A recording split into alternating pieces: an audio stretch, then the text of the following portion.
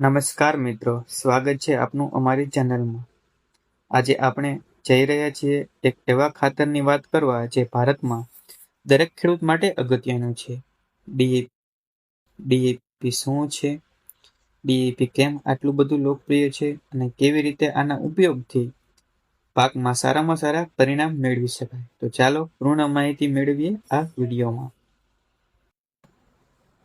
ડીએપીનું પૂરું નામ ડાઈ ammonium phosphate છે, જેમાં મુખ્યત્વે ફોસ્ફરસ અને નાઇટ્રોજન જેવા તત્વો આવે છે.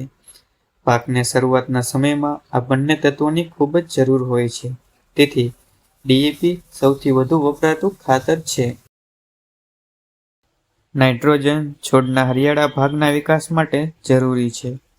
ફોસ્ફરસ એ મૂળની વૃદ્ધિ અને ફળફૂલની રચનામાં મદદ કરે છે. ડીએપીમાં આશરે 18% નાઇટ્રોજન અને 46% ફોસ્ફરસ હોય છે. આ રીતે છોડને ત્વરિત અને સંતુલિત પોષણ મળી રહે છે.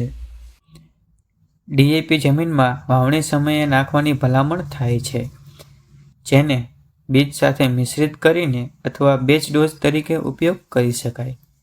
પરંતુ એક વાત ખાસ ધ્યાન રહે, ડીએપીને યુરિયા સાથે સીધું મિશ્રિત કરવું ટાળવું, નહીંતર નાઇટ્રોજન ઉડી જાય છે.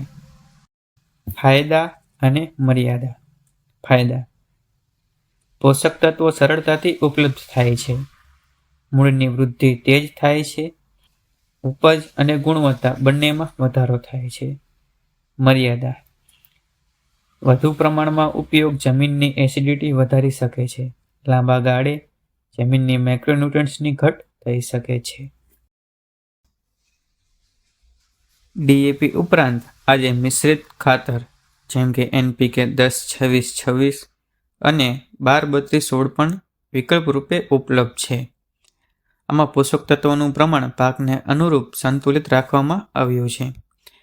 ડ્રીપ ઇરિગેશન ધરાવતા પાકોમાં પાણી સાથે ડીએપી આપવાનો વિકલ્પ પણ વધુ અસરકારક સાબિત થઈ રહ્યો છે.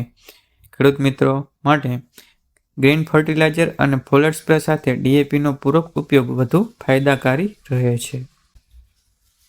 તો મિત્રો, ડીએપી એક વિજ્ઞાન આધારિત ખાતર છે, પરંતુ તેનો યોગ્ય ઉપયોગ જ તેનું પૂર્ણ ફળ આપે છે. જમીનના સ્વાસ્થ્યને ધ્યાનમાં રાખીને સંતુલિત વ્યવસ્થા કરો.